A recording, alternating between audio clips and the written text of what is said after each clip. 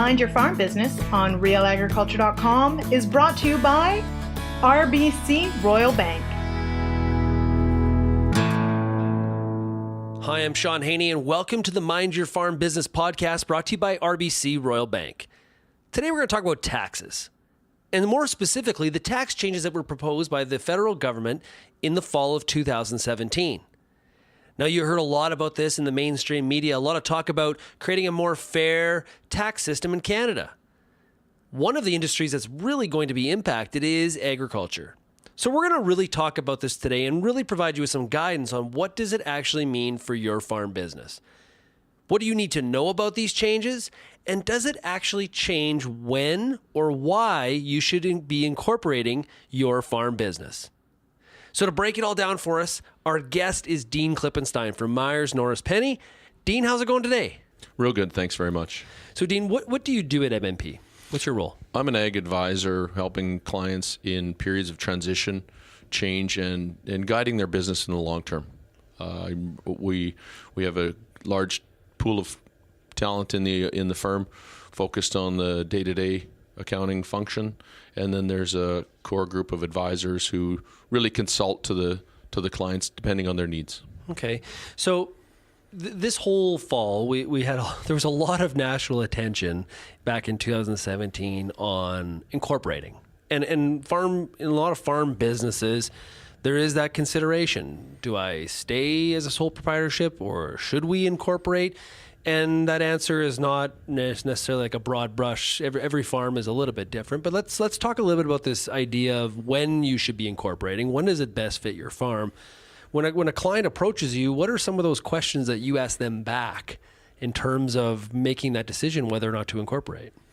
Well, what we do is we take a snapshot of what their current balance sheet and financial life looks like today.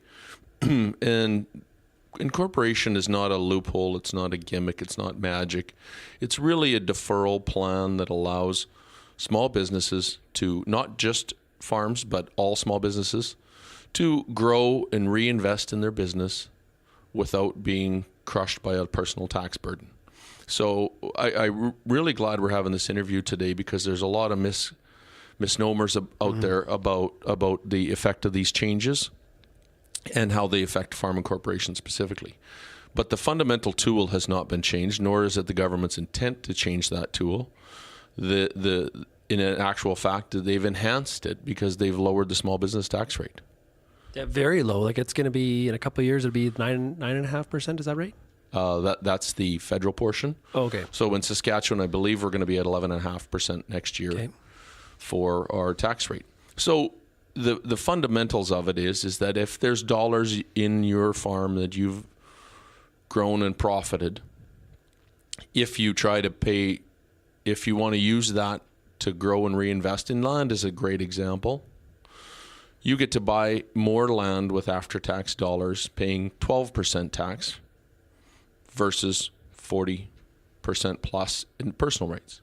Mm-hmm. So that's the key. And what I want people to know and understand is that tool is still available. It's been enhanced, and it really is a great wealth building tool and asset for farms, especially when you look at intergenerational. Mm-hmm. Can you explain that a little bit? Well, if I give you $10 or if I give you $100 today and you pay $12, then you have $88 left to invest. So if you were going to buy a piece of farmland for $88, and if I tried to do that personally, if you give me $100 and I pay $40, I can only buy $60 of farmland.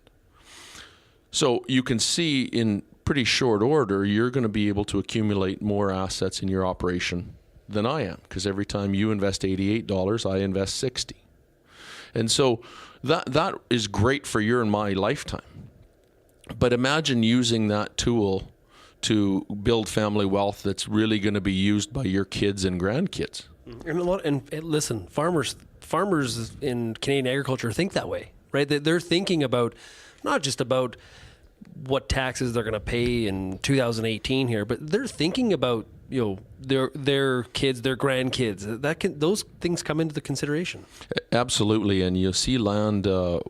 We have not been we have not seen those intergenerational moves to the extent Central Canada has.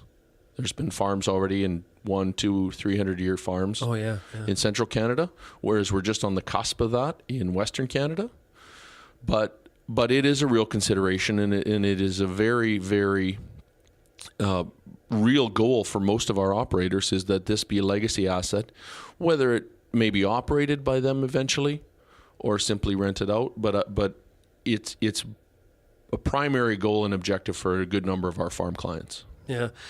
So in terms of that question of incorporation, is it really, you mentioned the succession part of it and intergenerational transfer, also the amount of tax that you will be paying. Are there any other considerations that come into this question of whether I should be incorporating or not? Well, there's still obviously a size and complexity debate and consideration, where if it's going to save me, if my farm is on the smaller side and it's going to save me $5,000 a year in tax, but it's going to cost me $6,000 a year in professional fees, then the cost-benefit trade-off is not there. No, thank you. But for a number of the operations, the agriculture has the luxury of not having to predict future profits to make a corporation be valuable, because with cash basis accounting, there's simply a good number of farms today, not a good number of farms.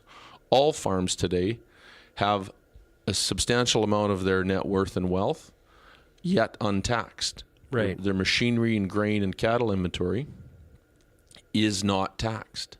So just the liquidation of that is a really good litmus test to say, if I sold those assets today, what would my tax bill look like personally?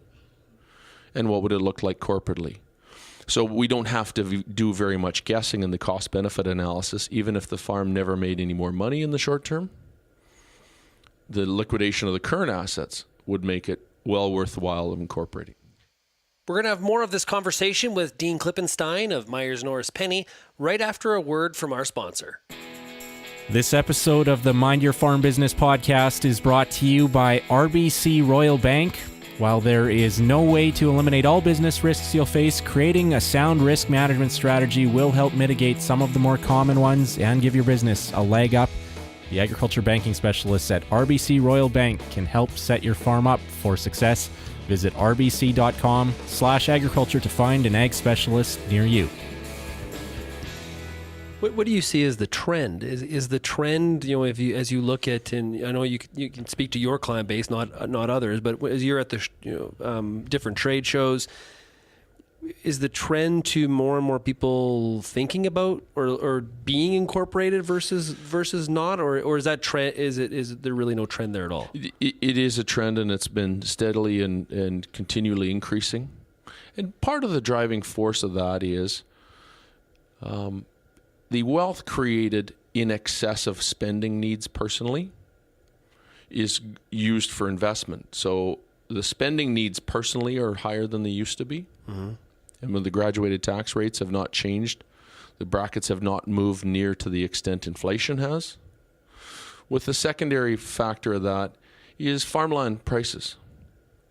Now, Saskatchewan has been behind the curve versus the other provinces for a number of years on farmland values, but Saskatchewan is really what I would say done a pretty significant catch up in the last decade. You're doing a good job of catching up. Yeah, and so it really becomes, there's not much of an option or debate for most operations today. If you're a young growing entrepreneur trying to buy land at these prices, it's virtually impossible to do at personal tax rates. Yeah, that's very true. The necessity, because $1 million does not buy you as much land as it once did. So to try to pay $1 million of debt is a substantial task to do with a 12% tax rate, and it's not impossible, but a very painful process to try to do it at 40% tax rates. Well, and then I would ask, why would you try to do that at 40%? That's as the government proposed some of the changes, and there was all this debate going on, and I went to a couple sessions, and of course on social media there was lots of discussion.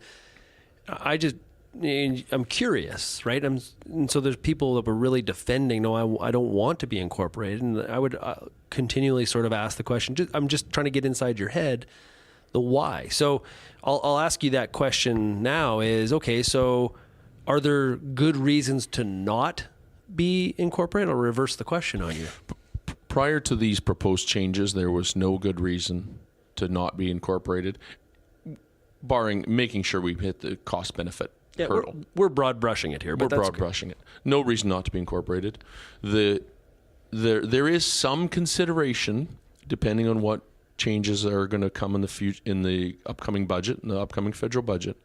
They have talked about the tax treatment of rental income as it relates to farming. That's the passive income part? The passive income component would make us have some consideration. If someone came into our office or any one of our good competitors' offices and said today they were going to retire in 2 years and rent their farmland out to a neighbor, we would have some more consideration about that today than we would have historically, because of the tax treatment, the double taxation potential of rental income, passive income. Okay, and that is one of the three prongs, right, of the tax changes was the passive income component. I think there's a lot of people who are sort of like asking, being honest, but like, what's passive income?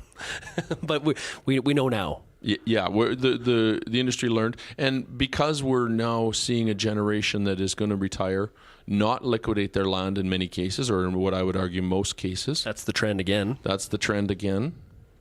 That this passive will affect retiring farmers quite significantly, and so there's some more consideration. I'd want to wait and see the details to come out in the budget before I'd give advice to people in that situation. Yeah.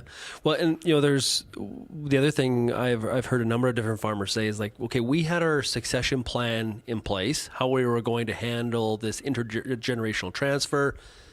We need to see if there are any of these changes that once they're more solidified and we know exactly what's happening, we may need to look back and rethink, make some adjustments potentially. That I've heard a number of different farmers say that. Yeah, there was absolutely some sound debate and discussion around how it affects transitions, more so on farms that are to be purchased. Okay. Versus transferred at lower or insignificant values relative to the size of the operation. Yep. Because the tax-free rollover changes, the tax-free rollover provision for qualified farm property did not change, nor had they been contemplated in changing. So the intergenerational component, I believe, was a little overblown in the industry. Okay. As far as how it affected farms. If farmer tomorrow passed away, even with the new rules, and their farm assets were going to their children, corporately or personally, they still were able to transfer with no tax, as long as it was a Canadian resident child that it was going to. And this isn't necessarily an accounting question, but with the incorporation, there has to be some of the consideration there too is liability reduction as well. That's fair, and it's more significant than it used to be. Although in comparison to other industries, it's really still a low. Okay. A low. That would, in many industries, you'd incorporate for that reason, even without tax considerations.